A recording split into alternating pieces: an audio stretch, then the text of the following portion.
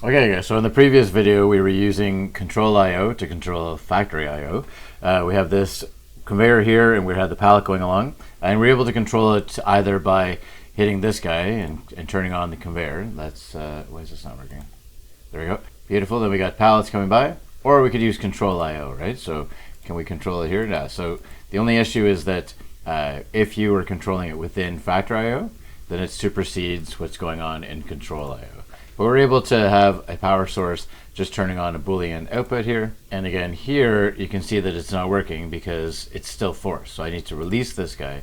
Now my control IO is actually working. Beautiful.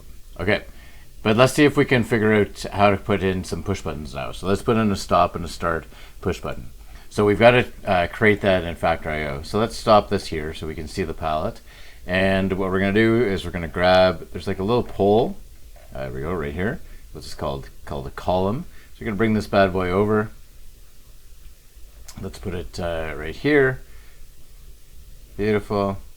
And then we're going to grab an electrical panel. So they call it an electrical switchboard at the bottom there. Let's grab that guy. We need to turn it around. Here, let's clear all our tags here. Let's turn this bad boy around. Yeah. And let's bring this together.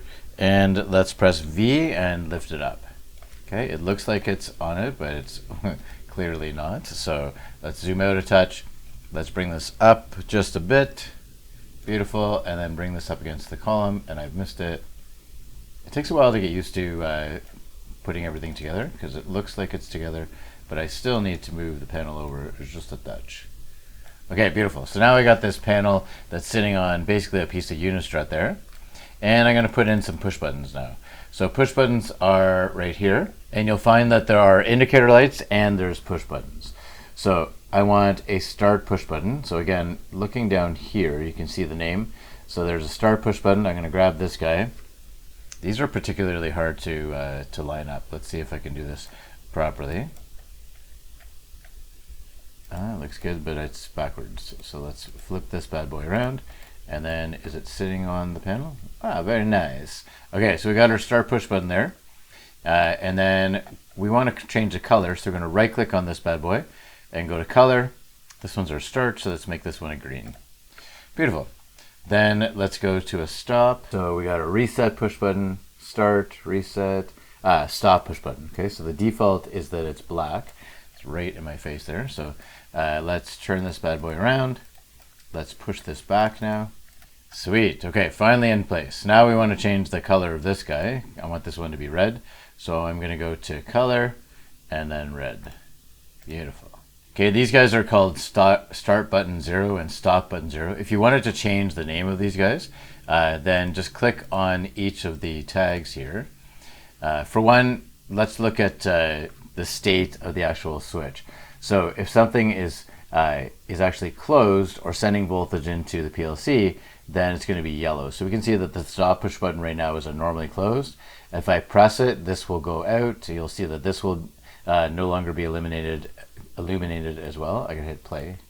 So you can see that changing state there. So its state is normally closed, allowing voltage into the PLC. Okay, and when I press it, then it stops voltage going there. Okay, then in terms of the start push button, it is a normally open. When I press this push button, then we will find that that this guy starts being illuminated, right? So pressing there, you can see that it's illuminated. And if I go to the side there, you can see that the name is now turning to yellow. So anything that's activated or sending voltage into the PLC is yellow. And in terms of outputs, anything that is yellow is on, anything that is white is off.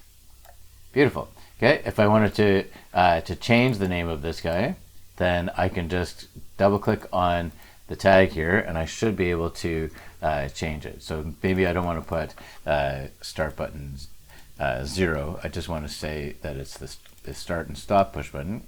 Okay, if I completely mess it up, then there is no undo. So I've got to go back and say that that is my stop push button. Beautiful. Once you change those guys, then if you go to File and then Drivers, then those names are changed here as well. right? At the moment, we're just using Control IO, so there's nothing in the center here. But you can see that once I change the name of the start push button, that it has changed within the driver's portion as well. Okay, so if everything here, let's close everything up just to show you what happens and how to navigate this as everything's closed up. So on our previous video, we had used a Boolean source, right? So we grabbed one of these guys, dropped it in, and then we went to tags, and all the tags from our Factor.io were already there. So we could bring in the conveyor. In this case, once we connected both these guys up, then we could easily hit play and turn on the conveyor and then turn it off. So we had direct control of our Factor.ios by using just a source and a Boolean output to the conveyor. But now what we're going to do is we're going to make use of a stop start station. So let's get rid of this guy, and then let's bring in our stop and our start station. But what we're going to make use of first is a set reset. So let's go down here to function blocks. We're going to logical. So if this is closed up, you're going to open up logical. And we're looking for SR, a set reset. Beautiful. Okay, then we need our push buttons. So I need my start push button to set it, and I need my stop push button to reset. So I'm going to set this guy, and then let's just connect these guys up for now, and I'll show you what happens. So at the moment, I've got my start push button is normally open, so no voltage is going to the PLC. My stop push button is a normally closed, so voltage is going to the PLC. At the moment, this is a 0 and this is a 1, right? The blue is illuminated as 1 and this is a 0, and at the moment we have a 0 going to the conveyor. If I hit the push button, then I can turn on the conveyor. But it looks like at this point that it's just acting as a 2-wire, in that the stop push button is setting the conveyor, but as soon as I let go, then the stop push button is then stopping the conveyor. So that's more of a 2-wire control, and that I have to keep pressing the start push button in order for the conveyor to keep going. So what we need to do is we need to make use of a NOT logic, guys. So we're going to eliminate this bad boy right here. We're going to go down here to our logic and bring in a NOT. And we're going to go from here to here and then to the reset, because at the moment the stop is always true because it's normally closed. So we only want it true going to the reset when we press it now. So let's see if this works, guys. So we need the start push button that will turn on the conveyor. Ah, nice. And that keeps our Boolean conveyor turned on until I hit the stop. When I hit the stop, then this will be the opposite logic, which will send a signal into the reset. So doing that now, guys. Beautiful. Okay, so that now reset my set reset flip-flop there. Beautiful. So now we have the ability to just turn it on and turn it off, and now we've got the equivalent of a 3-wire control or a latching circuit. Sweet. Okay, let's throw in some indicator lights here, guys. Let's zoom in here. We want it when the conveyor is on, we want the start push button to be illuminated. So let's grab our start button light, beauty. And then let's connect this up. I had an issue before in that I couldn't seem to parallel them up, and now it just seems to just want to snap right in there. So you can come off here in that if the conveyor is true, then turn on your start light, but you can also go in parallel. So this set reset is now also going to turn on my start. Okay, then I've got my stop light, which is this bad boy right here, but I want it to do the opposite. So I'm going to grab a NOT again, connect these guys up together, and then have this going to the output of the set reset there. Beautiful. So now, as soon as I did that, like, let's take this away, guys. So, oh, it's already set. So I was just going to try and show you that it's set right away. So the stop push button is illuminated because the output of the set reset is 0. This is now changing to a 1 and sending voltage to our stop button light. Okay, now when I hit the start push button, then the green light should be illuminated and the red light should go out. Aha, nice. And we can see that the conveyor is on at the same time. All right, so if we zoom out here, our conveyor is running, our green light is on, and as soon as we press the stop push button, it's going to stop the conveyor and turn on my red light there.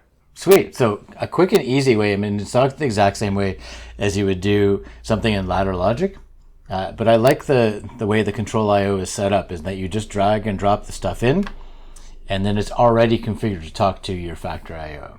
And we've set up within 30 seconds a circuit where we've got a latching circuit where the start push button turns the conveyor on and the stop push button turns the conveyor off. Okay, beauty. So what if we wanted it to go forward and reverse? I mean, obviously in reverse, well, let's do this. Let's throw in, because the pallets just keep coming and falling off. So let's stop this for 2 seconds. Let's put in this bad boy right here. There we go. Is it lined up? Yep. And then we need another remover, right? So let's grab this bad boy right here. Move this over. Okay, good. So now we got forward and reverse, and the pallets are going to drop off either way there, rather than just dropping off the end of the conveyor. Okay, so let's go back to play, and let's zoom in on this guy, and let's go forward and reverse. So we're going to right-click. Oh, I have to stop this. I'm going to right-click on this guy, and we're going to go digital, positive, and negative. So that means we're going to be able to go backwards and forwards. Beautiful. And now with control I/O, we then need to have forwards and reverse, right? So let's just put this, let's make this guy full screen, and let's make this guy full screen, and then let's add in the forward and reverse. So for this guy, what we're going to do is we're going to, we need the positive. Let's take this out. Okay. Let's put this bad boy over here. And what we're going to do is we're going to put in a memory bit, right? So we're going to do a Boolean memory.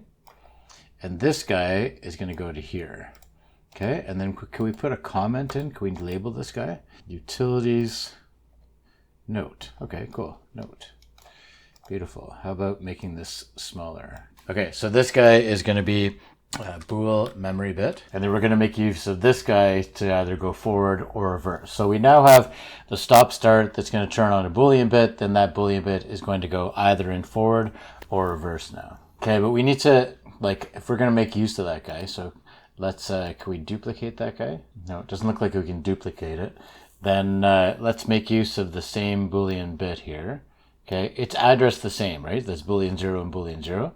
Okay, so we need those guys, and we need an and we got two things that we're going to look at. And in terms of that, we need to duplicate that again. So we're going to have another and logic here.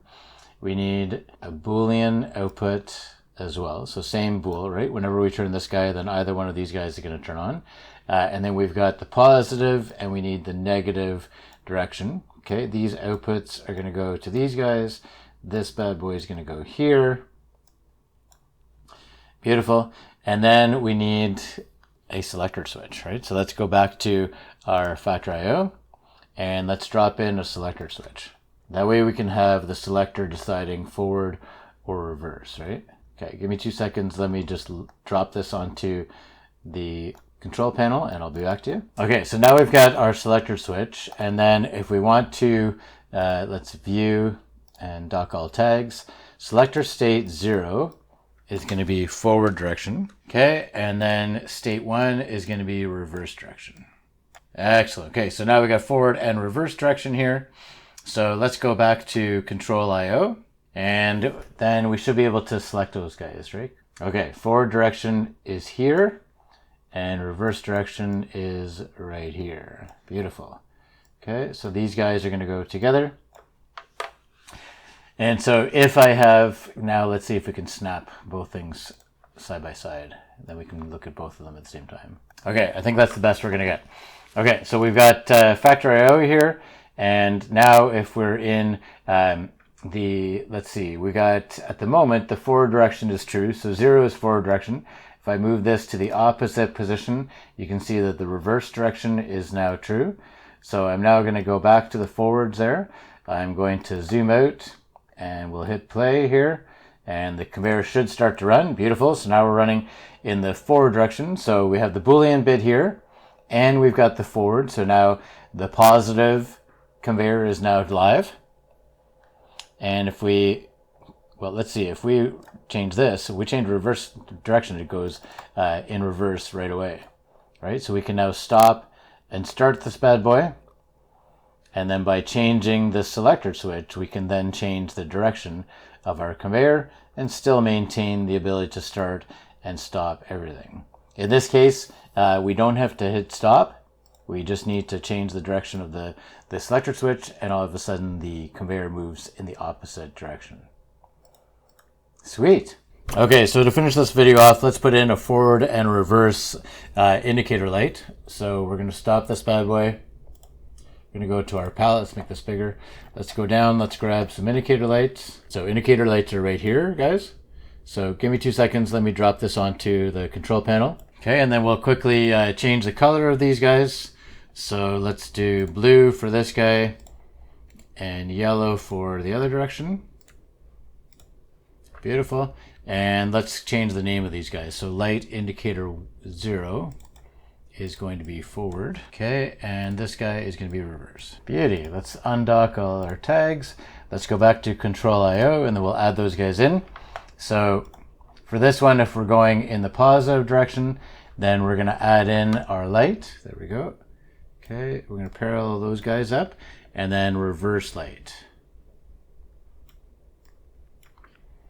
Beautiful. Okay, let's go back to Factor IO. And now that we have those guys in parallel, obviously, we have to hit play first, but obviously we need to, we can't just hit the selector switch, right? That's going to change our direction of the conveyor. We need to hit the start in order to make that Boolean bit true. So we'll turn that on.